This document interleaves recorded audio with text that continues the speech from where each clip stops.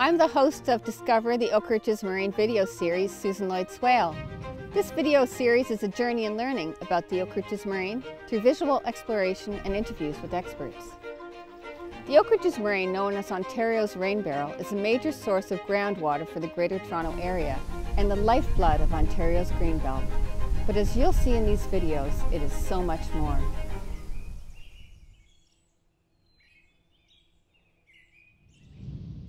Welcome to episode 3. So let's find out, why is the Oak Ridges Moraine called the rain barrel of Ontario?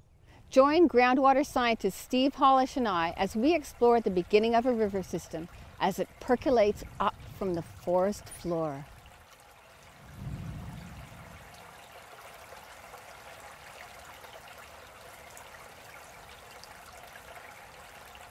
We're here with Steve Hollish, and Steve has a master's degree in hydrogeology.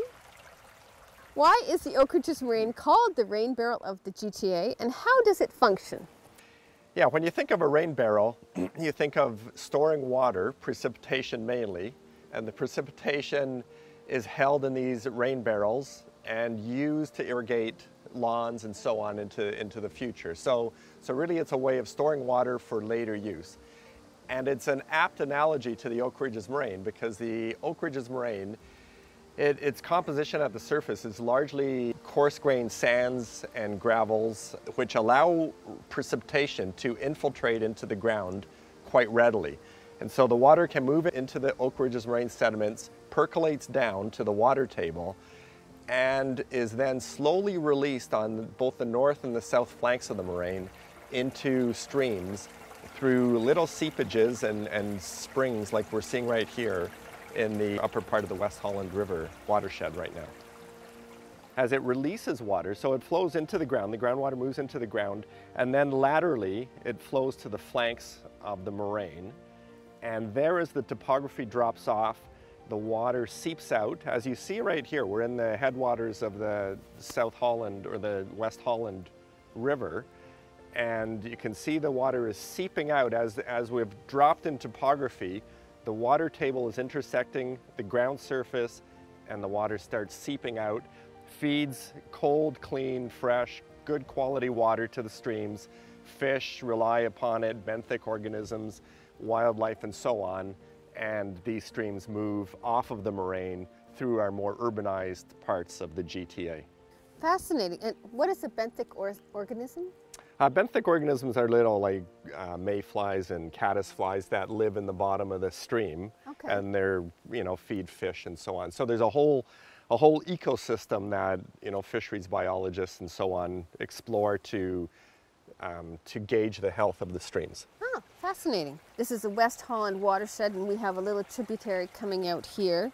And that's fascinating to know that the water just comes up from the ground. Can you tell us about the work that you're doing with the Oak Ridges Moraine Groundwater Project and why that work is so important? Yeah, that's the program that we put in place. Kind of the seeds of it started back early in my career, that in consulting we would go out and do projects. And those projects, you would drill wells, you'd spend lots of money, you'd collect water samples for chemistry, you would take water levels. All of that information would be synthesized into a report. It would be handed over as a development application was being processed. And it would be accessible and available probably for a window of 6 months to 1 year. And then when I moved to Halton, I figured out that those reports were in the planning department for a short period of time. They would move to the basement to file cabinets down in the bottom of Halton region. They would go out to a warehouse eventually in Milton, and they would be gone. And so all that information that we collected, spent tons of money on, is inaccessible, and it's not being used to make good decisions. Now the geology below us on the Oak Ridges Moraine doesn't change. It hasn't changed for 10,000 years. So if someone goes and collects information on the geology, that is valuable information that you can use to feed decisions into the future. The same with water quality and water levels. So as we are hitting climate change and our landscape is changing due to urbanization and land use change, if we don't have historic long-term data to see what the situation was before, what we constantly found is this disrespect for data is the way that I would phrase it. And so step one, if you're trying to make any decisions on water, you really need to manage the data and understand it. And really there's a saying that says you can't manage what you don't measure. Yes. And so if we're not measuring and understanding and recording and giving respect to that data, then we're going to do a poor job in managing it. So in our program, we've collected all this information, and forms the base of this kind of pyramidal structure that we organize our whole program around. And on the bottom is data. Once you have the data, then you can understand the geology. Once you understand the geology,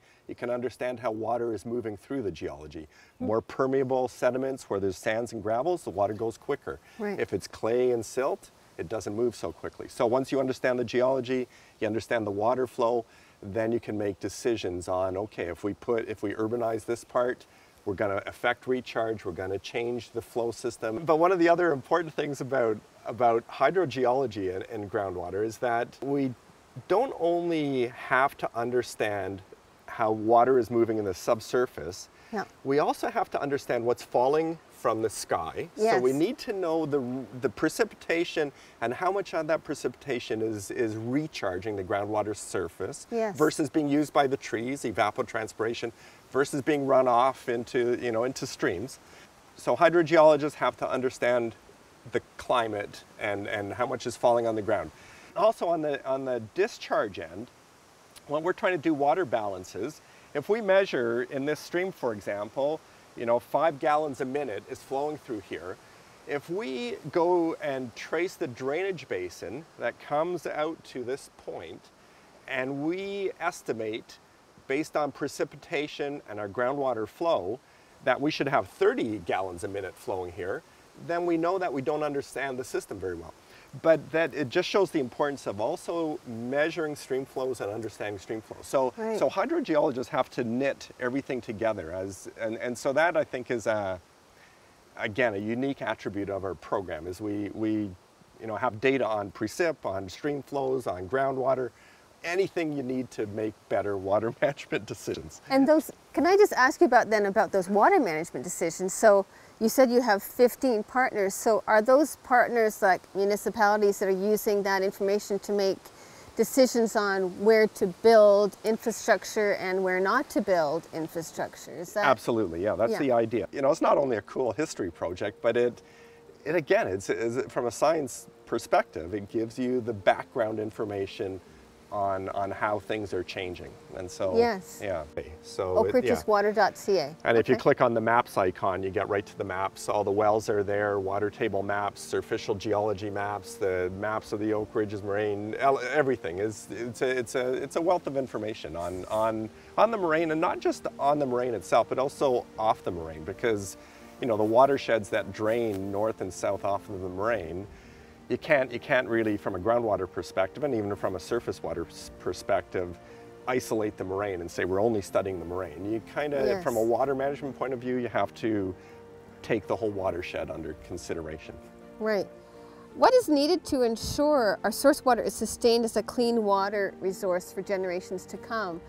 Yeah, so I mean, from a source water point of view, there's all the municipalities are really doing a lot of work in terms of looking at land uses around municipal wells, working with landowners to make sure they're aware that their property is within a capture zone, and if anything happens, it could affect the municipal drinking water supply. So there's an increase in awareness tremendously since the mid-2000, 2005 to today. So we are doing a much better job than we used to, no question. Yeah. Okay, fabulous. And we have all that data now to rely on to make better decisions, right? Exactly. But because the water quality is so clean and feeds the streams that feed the fish, the benthic organisms, it's the whole cycle. So the Oak Ridges Moraine is really the backbone of the watershed system in southern Ontario. And if you disturb that backbone, the recharge, the source water area for all of these streams, then you're probably heading for trouble. So I think it's important to maintain it in a similar situation to it is today, to ensure clean water into the future.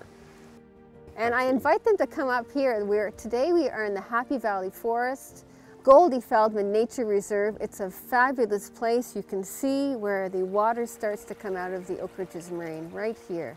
So thank you, Steve, for coming up and talking to us about the importance of groundwater on the Oak Ridges Moraine. Yeah, thanks for inviting me. Pleasure. Wow, what did we find out today? These rivers that come out into Lake Ontario, the Humber, the Don, the Root, they start from little trickles of water coming out of the Oak Ridges Moraine. Isn't that amazing? Join us for new episodes of Discover the Moraine. There's lots to choose from.